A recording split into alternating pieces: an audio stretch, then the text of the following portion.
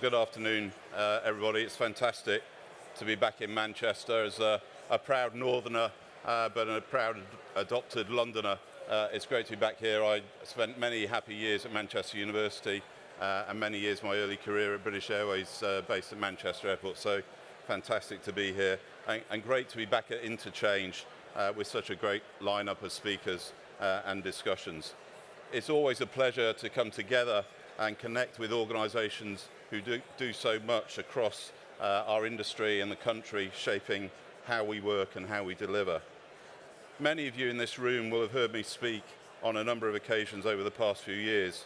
You'll have heard me recount the tough challenges that TfL has faced and the even tougher decisions that we've had to make to keep London moving. You'll also be familiar with our ambitions for the transport network and what we have asked from government time and time again. Well, thank you to the support you have given us. Last summer, the government did commit to a long-term capital funding agreement for London, £2.2 billion worth of capital funding for TfL over the next 4 years. This is a significant and positive result for TfL and for London, but also for the wider UK, which I'll elaborate on further. It is a result of years of rigorous planning, influencing and case making. It means that Transport for London now has much greater financial certainty over the next few years. Bolstered by this agreement and by our second consecutive operational surplus, which means we cover the costs of our operations, the only major transport authority in the world to do so, we have been able to set out our business plan for how we will invest and improve transport in the years ahead. And I'll speak more about that in a moment. This achievement was made possible by the unwavering support of our partners, suppliers and stakeholders. As I say, many of you are here today. Collectively, you helped us secure those stopgap deals when we needed them most, and now, with thanks to you all, we finally can see a brighter horizon ahead. So in practice, what does this mean for London's transport network? Just over a month ago, we set out our new draft business plan, our ambitious programme for the future of London's transport network, building on huge progress made over the last decade, from launching the Night Tube and the Superloop to delivering the world-class Elizabeth Line, more than quadrupling cycleways and building the largest zero-emission bus fleet network in Western Europe. The new plan, which was approved by our board 3 weeks ago, covers our plans and investment priorities to the end of the financial year 2029-2030, sets out how we will deliver transformational change to our services and improve the experience of our customers, drivers, cyclists and pedestrians in London. It also outlines how through continued investment we can make the city greener, create new high-quality jobs, deliver more affordable housing and boost economic growth, not just in London, but across the wider country. The commitments in the plan will support the Mayor of London's goal of building a fairer, safer, greener and more prosperous London for everyone. This includes supporting his plans to transform Oxford Street. Last week, we were directed to take the steps necessary to implement the approved proposals to enable the removal of traffic from Oxford Street between Great Portland Street and Orchard Street.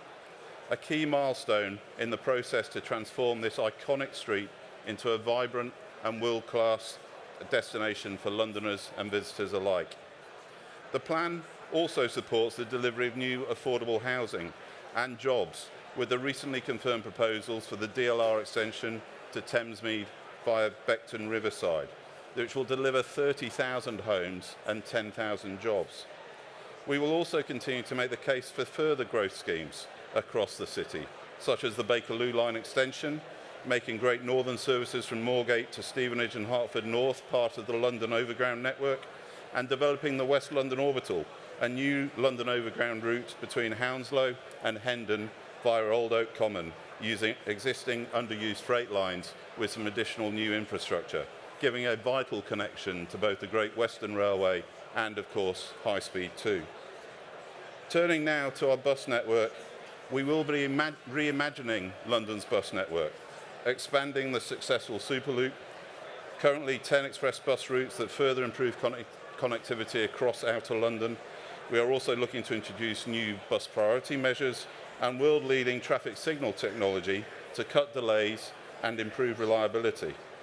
And we'll be shortly introducing 27 newly designed bus shelters across the city as part of a trial to improve safety, increase accessibility and comfort for customers using the network. Bus services will be expanded in outer London, with changes made to some central and inner services to align with changing levels of demand in those areas. And we will invest in the next generation of bus shelters and improve real-time information for customers, some of which are already live across the city. And we'll continue electrifying our bus fleet, with around 2/3 due to be zero emission by the end of the plan, and the whole fleet made zero emission as quickly as possible. All of these buses had the latest safety standards and customer features. I'm incredibly proud of the work accomplished to date. We already have the largest fleet of electric buses in Western Europe, and this plan will drive significant progress towards a zero-emission fleet. Our electric bus fleet is larger than any other bus fleet in any other UK city. With additional collaboration and support from government and the industry, including many organisations here today, our plans could be further accelerated. We have set out sustained investment in London's vital transport infrastructure, which will improve the customer experience for millions of Londoners and visitors alike. This includes the completion of new signalling to ensure better journeys on the District and Metropolitan lines, progressing plans for a new Bakerloo line fleet, new trains on the Piccadilly line and DLR, additional trains on the Elizabeth line, and the complete refurbishment of the Central line fleet and the replacement of our ageing tram fleet. We will continue to focus on improving accessibility, including flagship schemes at South Kensington and Elephant and Castle.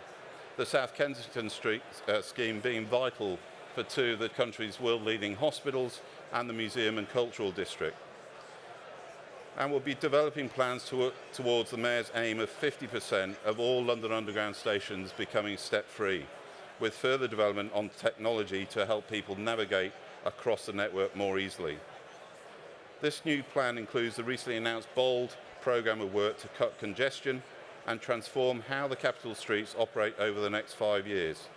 This includes delivering systems and infrastructure upgrades to optimise traffic flow, improve safety, and support sustainable travel, meaning that London will have the world's most advanced traffic management system by the end of 2028.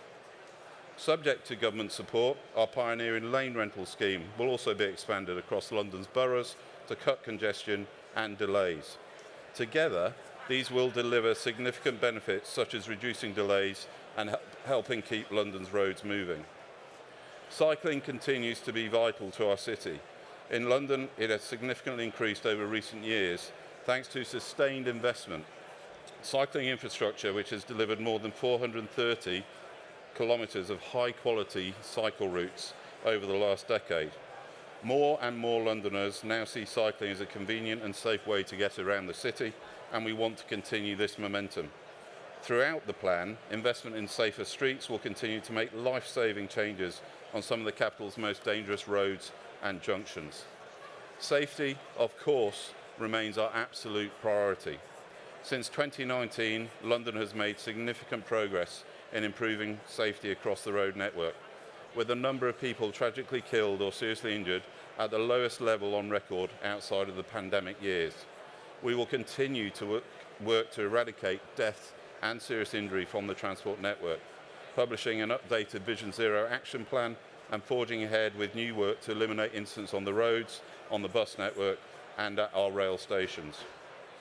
And we'll also explore how fair innovation and loyalty and reward schemes can deliver greater value for customers, whilst increasing ridership and revenue that can be reinvested back into improving public transport.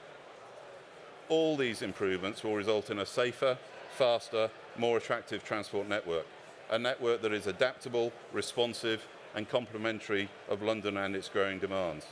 We will, of course, be collaborating with Great British Railways to ensure an integrated and seamless passenger experience, and working ever more closely with Network Rail, HS2 and the Department for Transport on the HS2 programme at both Old Oak Common and Euston. All of this will ensure that our transport network can continue to support those vital new homes, jobs, and the economic growth, as I've said, not just in London, but across the entire country. Just last week, we saw the first family move into their new home at Barkingside Yard, a landmark housing development in the heart of Ilford, in the London Borough of Redbridge, delivering 98 high-quality, affordable homes to the local community. This project, a collaboration between our property arm Places for London, Peabody and Vistry, has transformed a disused site into a vibrant, sustainable neighbourhood. That family had been waiting 12 years to get their own home.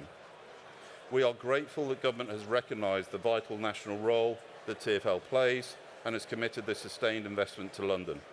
And we can now channel this confidence through our supply chain, a network of over 3,000 suppliers that spans the length and breadth of the United Kingdom.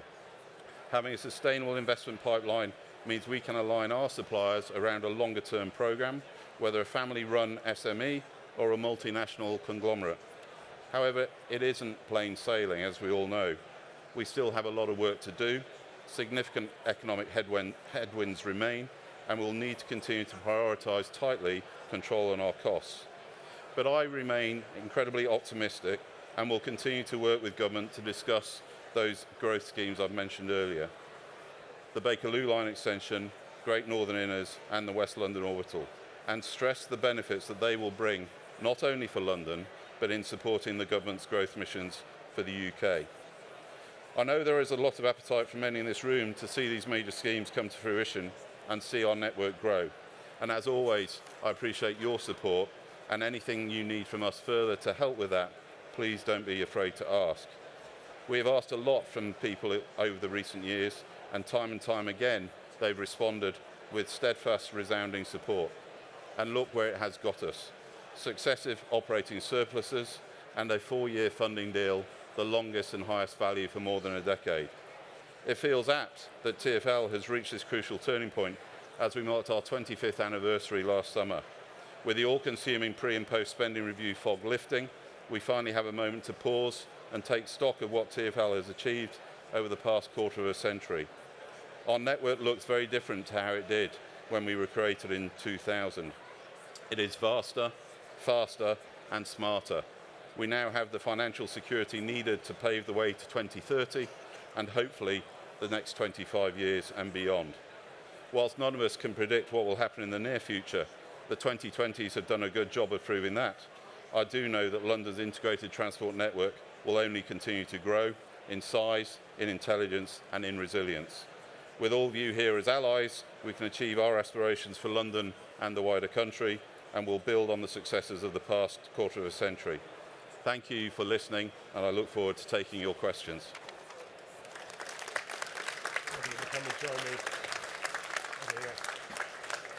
Guys, I'm sure there must be some questions, so we've got some microphones here and at the back. I'll give you 2 minutes to collate them, but please do take this opportunity as it's not something you'll have too many chances ever to do. I'll kick us off with a few that I thought I should ask and that many of you have mentioned, but be ready, you're next. So first of all, Andy, thank you for that. You mentioned the 2.2 billion and it's taken a long time to get that. Even I know that watching the news. What was the biggest obstacle to getting that commitment and how did you achieve it? Probably need to be careful what I say Yeah, here. I was going to say, very careful. Frankly, the change of government helped, but having said that, the previous government did give us some funding. It wasn't enough for what we needed and what we wanted. I think the key thing was, the point I made at the end there, is around, we changed our focus around demonstrating that investing in Transport for London wasn't just about investing in London. It was about investment in the wider UK. We spend about £6 billion a year across the UK supply chain. That is money that is being spent across the United Kingdom. We're directly responsible for 100,000 jobs across the United Kingdom. So if the government didn't fund into TfL, that would mean programs and projects that we needed to do and were doing would have to stop. That would have direct consequences from an employment perspective and a wider UK economic perspective. So I think we were really successful. And probably one of the best examples was, getting the funding needed to secure the order for 10 additional Elizabeth Line trains. Yeah. from Alstom in Derby. That stopped Alstom shutting that factory, and it's given them a lifeline to go out and potentially win more work and more orders. If that hadn't happened, Derby would have been directly impacted because of funding that wasn't provided to TfL. Just proof that we haven't rehearsed this, my next question was going to be, could you give me an example of somewhere else in the country where they benefit?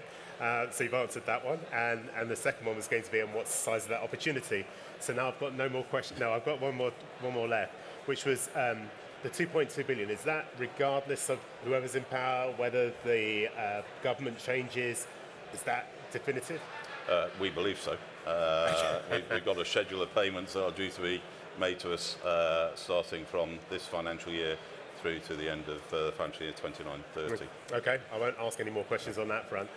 You mentioned there about trying to make, or part of the plan is to make London one of the best cities in the world. Are there any other cities you're jealous of that have got it better in certain areas that you look at and say, that's what we're driving towards or looking to improve upon? So I think in the UK, actually, I'm really proud of what Manchester have done. We played a role in supporting, see Mr. Woodruff raise his arm at the back. Hi, Chris. Their bus network, they've learnt from what London did well, but more importantly, they've learnt from what we didn't do so well. Yeah. And the B network, I think, is a great opportunity to learn from what we did. We now want to learn, particularly around how they've managed that commercial model, how we make that fit for purpose for London going forward. I think the other side of it is there are many cities across the world where I would love to have the capability to invest in the technology that they have to make the customer experience easier, quicker, and we're doing that. We're installing 4G and 5G on the Tube network, so everybody will be able to be proactively messaged when there's an issue on the network. So that's an example where we need to be quicker. And the final thing is, TfL has got 25 years of history, the Tube's got 162 years of history, but we've got to be open to learn from other cities. And yeah, we are very good at what we do, but we could be even better.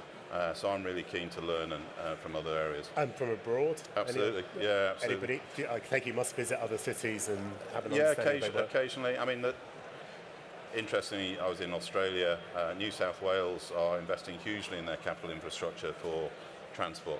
They have a really progressive, they have a different funding model, the state fund it, but they're spending, I think it's $9 billion, so $4.5–5 billion this year on transport infrastructure. They're spending double what we've got in the next 4 years in 1 year. So if we could do that, that would be great. You look at, we do a lot of work with industry groups around how we share and learn. Revenue protection, how we do more to make sure that we reduce fare evasion and can retain that revenue to invest going forward. So we're trying to understand how some cities are completely open networks by using technology, but still manage to retain the revenue. So how can we do that in a different way, for example? Okay. And then the last question, which I took a note on, was the 30,000 homes in the UK. There's always, in the past, have been discussions about using brownfield sites, and then there's the green belt and all the rest of it. Where do you see them going? Is it on the outskirts? Is it in the middle? Is it elsewhere? So the mayor's got a really ambitious, he's got to deliver 88,000 homes a year in London. From a TfL perspective, we are using either old railway sites that are no longer in use or don't need to be used.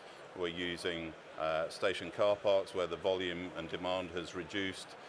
So, for example, Wembley Park, which is the main station for Wembley Stadium, for everybody going there, we're building on the station car park there, 450 new homes, affordable, 50% of which is affordable housing. The DLR tends to be 30,000 homes on a brownfield site. So it's a mix of using land that is not got any useful purpose anymore, but can be used to be more efficient, and of course encourage people to use public transport because they don't need a car because they're right next to the railway or bus interchange. Oh, wow, okay. Any questions from the floor?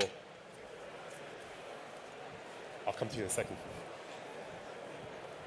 Thank you so much. My question was, how is TfL gearing up towards connected and automated vehicles? Do you see that as a disruption? Sorry, I just missed. Can you say again? How is TfL gearing up towards connected and automated vehicles, especially in the wake of Waymo declaring that they are rolling out autonomous vehicles in London? So it's a really fast-paced, moving environment. We have quite an interesting role in autonomous vehicles in that we are the regulator and licensee for taxi and private hire. So any autonomous vehicles that are intended for commercial use will have to meet the regulations and legislation. We are in active discussions with the Department for Transport and others around what do we think the opportunities are in London. Clearly there are significant safety benefits, I think, but also we've got to balance that with the risk of further increasing congestion. How do we make sure that operators are dealing with safety and consumer rights in the right way? So there's a lot of things to balance out over the coming months, and I'm sure it will develop fast. London is the prime target for a number of those organisations. I look forward to working with them, but we've got to make sure we get the balance right, because we want to improve safety, we want to give people options, but what we can't do is bring the city to a standstill, because we suddenly have an influx of a lot more vehicles. Thank you. It's great to hear about the plans for the next 4 years and some of the capital projects that you're going to be able to bring forward. Just thinking a bit more long term than that, so from 2030 through to 2040, any ideas what your priorities are going to be for additional projects from then onwards? Crossrail 2, anything else? So we're doing some early thinking at the minute. I mean, some of those programs I touched on will roll into the 2030s, obviously. Crossrail 2 is front and centre of thinking. The route is already safeguarded, as people probably know. We would ideally like to make some amendments to that, which would free up land for further development for other parts of the city. I think we're doing a lot of thinking around the role transport needs to play in terms of any decisions around airport expansion. If Heathrow expansion is approved, we need to think about how we can improve surface access to the airport. Whether that's re-signalling the Piccadilly line, which would increase capacity by 45%, whether it's a change of frequencies on the Elizabeth line, and then what that means in terms of longer term infrastructure, Southern Rail access, Western Rail access, for example. And then we do need to think about, there's a big element here. New schemes are always a focus and they're really important, but we've got to invest in the existing infrastructure. We've got to renew existing assets. We're doing a lot of work around river crossings in London, and what does that mean? Because the implications for those are very significant. We've now got 2 bridges that are closed in London to road traffic. That's only going to get worse unless we find a way to fund and invest and renew those assets. So there's a lot of things like that, and then we're working through early stages of what do we need by 2050. What might that look like? We'll clearly talk to government and others around the wider infrastructure ideas that we have. Thank you. Hi, it's Lucy Pryor from Octavius. Hello, Andy. Can you hear me? So Lucy Pryor from Octavius, and thank you for that. It was really lovely to hear what you said about Ilford and the first family moving in. With regards to Thamesmead, are you planning the extensions of the DLR to be synchronous with the housing development, or is it a chicken and egg, which is going to come first? So there are already developers signed up, Peabody being one, for example. They've already started some housing in the Abbey Wood area. The main thing they said to us is, if you can get the government support for the scheme, we will go and build. So I expect the housing to start before the railway is finished. We are already working on plans to put in a rapid bus transit scheme in there as well. So that will help, particularly with connectivity to Abbey Wood in the south. So I'd expect it to run in parallel. Some of the housing will obviously be finished before the railway's built.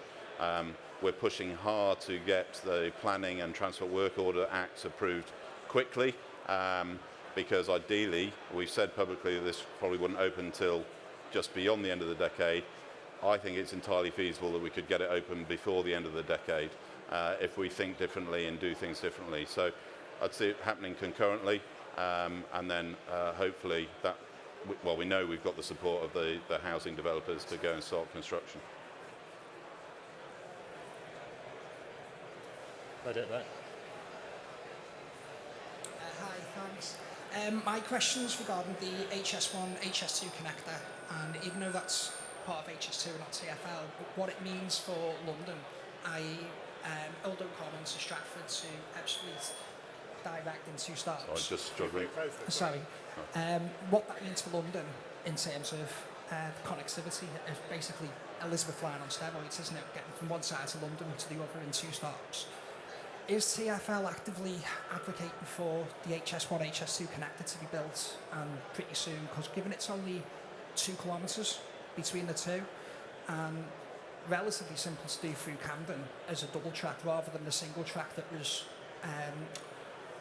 taken out in 2014, we need to have that connection through really, don't we? So as TfL, are you advocating for that to be done given what it means for London?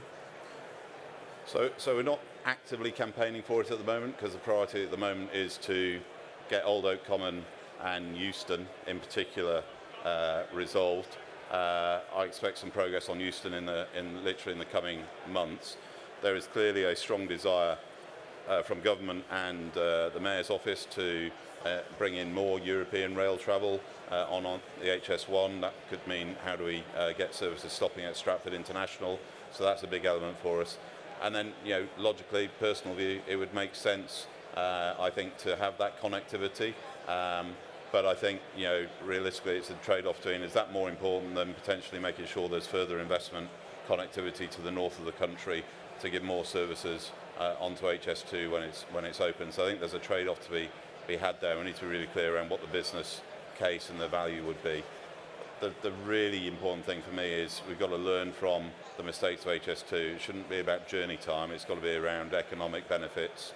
Would that free up more capacity on the wider rail network that would free up more capacity for freight or other passenger services to towns and cities that aren't served by the high-speed link? So in principle, I'm sure we'd be supportive of it, but it's not something that we are actively pursuing at the moment.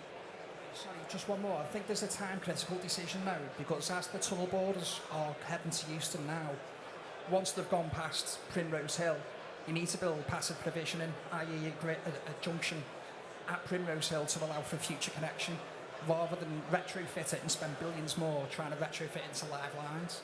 So it will make sense to build a junction chamber to allow for passive provision, which is maybe 50 million, relatively nothing in railway terms, but it needs to be done to allow for a future connection. I mean, that's logic, isn't it? So. Yeah, I mean, I'm probably not best placed to comment on that. And Mark Wilde, obviously CEO of HS2, much more familiar with that. The tunnel boring machines were launched about a month or so ago. I was proud to be there for that. That was a major milestone because obviously it had previously decision to be taken to stop. So the fact we've got the machines now going towards Euston is a good thing. I'm sure that the right folks are looking at the feasibility of what they would need to do. But the reality is we also have to look at HS2 has got the reset to publish soon. We've got to understand what the value is of doing something like that. I'm a big supporter of making sure we put provisions in place so you don't prevent something in the future happening. But at the end of the day, we have to recognise that there's only a limit to how much funding is available, and Euston Station itself has got to be funded first. So we've got time for 2 more questions. With bus speeds in central London, I believe, approaching an all-time low, is there any measures that you're taking to improve bus speeds in central London, and what is the future role of the congestion charge? So no change to the future congestion charge. That will be staying. Obviously, the actual charge rates themselves are subject to decision by the Mayor and review on an annual basis. In terms of bus speeds, it's a big focus for us. I touched on the fact we're going to reimagine the bus network. A big element of that is making sure we improve bus journey time. Various elements to that. One is how do we improve the technology on our traffic signals? So we're already rolling that out to give not always buses the right priority, because actually in some parts of London we need other people travelling to have priority. The lane rental scheme that I touched on is really, really important. That gives boroughs the ability to charge utility companies for when they are carrying out works on the roads and hold them to account for if they don't finish on time. That we need the DFT's approval for that. The first ones have been approved. There's about 8 more that are waiting to be approved. That will make a big difference. And then we're looking at what more can be done to give bus priority in certain areas of London where we know there is insufficient road space for all the traffic. And then the final element is as I talked about, we actually have too many buses in central and inner London. So the buses themselves in certain areas are adding to the journey time inefficiency. Now we've got to balance that and do it really carefully, because buses are the most affordable means of transport in London. Really, really important for people who can't use other modes for whatever reason. So we've got to look at that closely, make sure we don't create travel restrictions for people inadvertently. But there's a range of things there under a programme called London on the Move. Thank you. Last question. Yes, thank you very much. Thanks for the presentation. Very much naturally focused on passengers, but freight in London is a key part of the economy.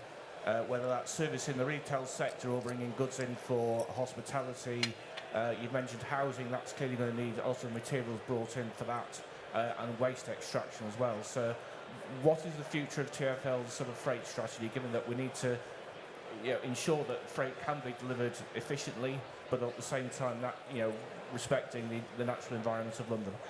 Yeah, freight plays an absolutely critical part. In fact, I'm speaking at the Institute of Couriers this evening, who are vital to the last mile delivery in London. So we're doing a lot of work around last mile delivery. How does that play a role? Whether that's cargo bike strategy that we published last year. We do a huge amount of work with freight operators on safety, obviously around the Direct Vision Standard and Freight Operators Recognition Scheme. Huge amount of work with boroughs and freight operators around construction sites to make sure that we manage the paths directly. And then the other two big elements are obviously the river. I'm very supportive and think there's a lot more that can be done by using the Thames as a transport mode for critical freight. We've done that a lot with our major programs by removing spoil and waste along the river, which takes thousands of lorries off the road, but equally still gives them a critical role to play in delivery at the end. And of course, the government have been very clear that they want to grow freight on the rail network, and we interact a lot with them there, particularly around the overground network, where there's a lot of interactions with freight paths coming from the southeastern ports. So freight will play a key role. We need to collectively think about the role that freight can play, and at the same time, how do we do it in a way that improves congestion, improves safety, and improves the environmental aspects as well. Okay. Guys, thank you all very much for the questions. We've run a little bit over, but I think that's fantastic. And thanks specifically to Andy, and a massive round of applause for his openness and clarity. So thank you very much.